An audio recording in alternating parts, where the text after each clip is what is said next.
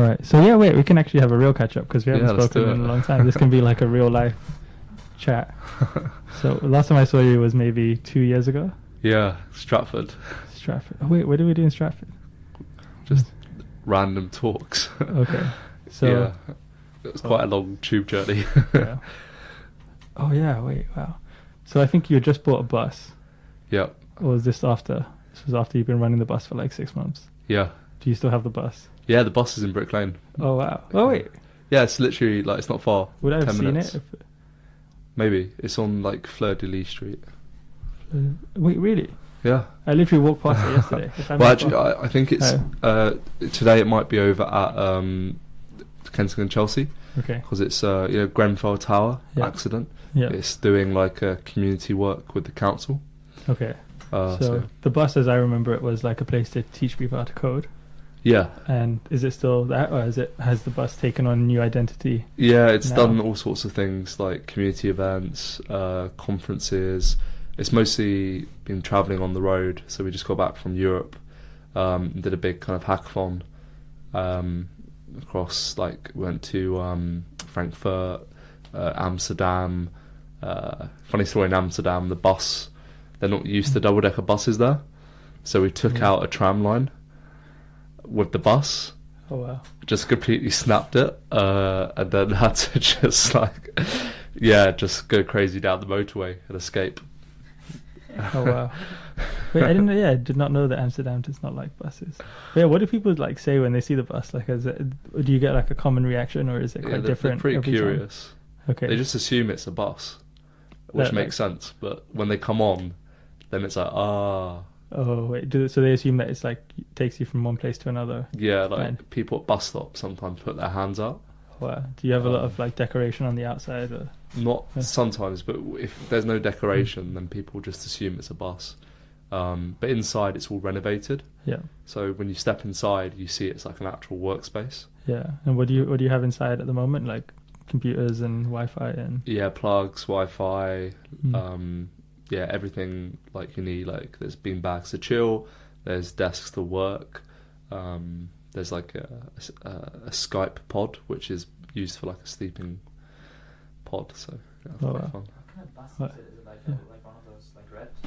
It's like a old route master, right? It's like No, it's not. It's not. Unfortunately, it's not, because the classic ones are really expensive. Oh, really? So it's a Volvo Plaxton B7 TL. Okay. Which I'm sure just springs to mind. Yeah, the B7 TL. Yeah. One of those. But yeah, it's a red double decker. Okay. About 2002. So quite old. Okay.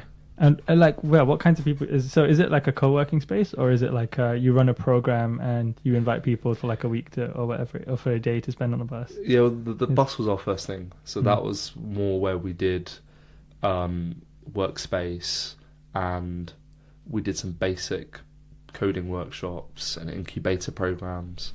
But now we do quite a lot of our work outside of the bus.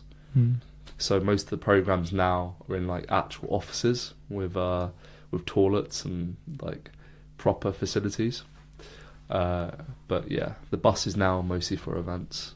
Okay. It's just a very small part of what we do now. Oh wow. Okay. Yeah. So what else do you do now? Is the organisation still called Incubus? Or is it? No. So it's called Tech City Ventures. Tech City Ventures. Okay. Which has about 4 businesses that sit within it. Okay. Which all look at different stages of a startup life cycle. So we have a program which starts with deep tech machine learning businesses at like idea stage, right through to Series B program, which helped 12 startups close 59 enterprise pilots, minimum 50k value. Last program, so like it's completely like the different stages. It's interesting. I like that you gave a number that was money coming in rather than money raised from venture capital funds. Exactly. Yeah. I'm not really interested in that side of it. Yeah. More growth. That's cool. Yeah. And wait, so Tech City Ventures, I feel like is something I've heard of. So there's Tech City UK. Okay. Which is the official organisation, but Tech City Ventures is us. So it's just a collection of ventures within Tech City, I guess. Oh wow.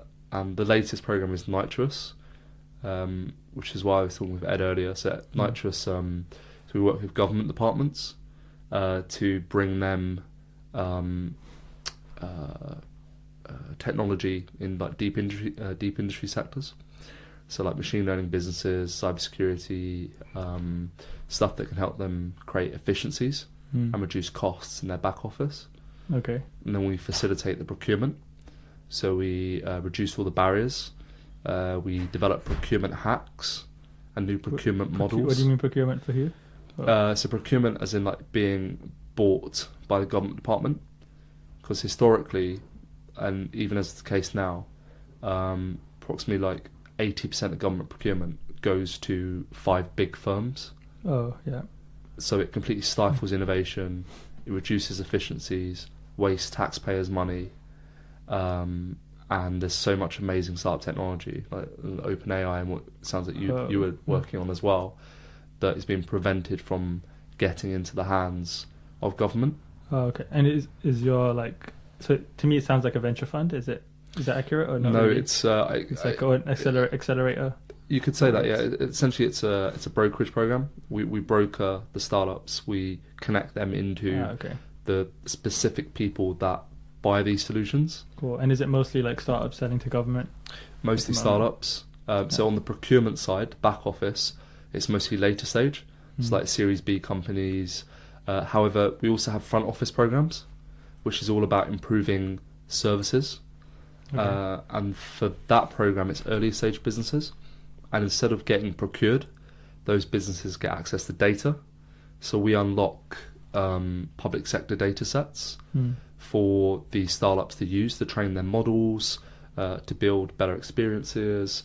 And we've built a custom data science platform, which hosts all of those data sets, but also provides the transformation tools, writing to endpoints, collaborative coding services to make it easier to work with open data. Oh, cool. Because currently, right now, government just gives you endpoints. Right. Yeah, they give you these big CSV files, I guess. Pretty much. Or even in the most forward-thinking cases, they would just give you static or live REST-based APIs, which is great, but it's just the data feed. You can't track how that data is being used. You can't apply transformation processes to it within an environment. You have to do all of that yourself. So we're trying to more democratize open data to stimulate innovation and deliver better services. Cool. And what kinds of things are people doing with the data? Yeah, in your current batches or past batches? How long you've been going for, like 3 years? Or so Nitrous is a program. So the public sector program's been going about 2 years. Okay. So we had the first program of Transport for London in transport. Oh, nice. Yeah. Well, the beauty of the back office technology is sector agnostic. Okay. So essentially, you could sell a cybersecurity business which improves security, or a machine learning business which creates an efficiency, in most cases to most organisations as a whole. They're the sweet spot. If you go to sector specific, like you want to create like a fintech program, it can actually like strap a startup into a vertical and actually constrain them. And that's unfortunately a paradox and issue with a lot of corporate accelerator programs, that they do that. But in government, and you also have the paradox in a corporate accelerator that they will never attract the best companies, because the best disruptors are never going to go into bed with the incumbents. Right. They're trying to replace them. However, in government, that's different, because in the public sector, government wants the disruptors to innovate and disrupt their services. Right. They want them on their behalf to deliver better tools, which is why CityMapper and TfL is such a great example of that. Okay, so, yeah, that's a good example actually. Because like the traditional thing that I usually hear is that government is way too slow moving, way too bureaucratic. Like if you were a startup and you tried to work with government, you would just be very frustrated because it would take you like months to get things done. Has anyone in your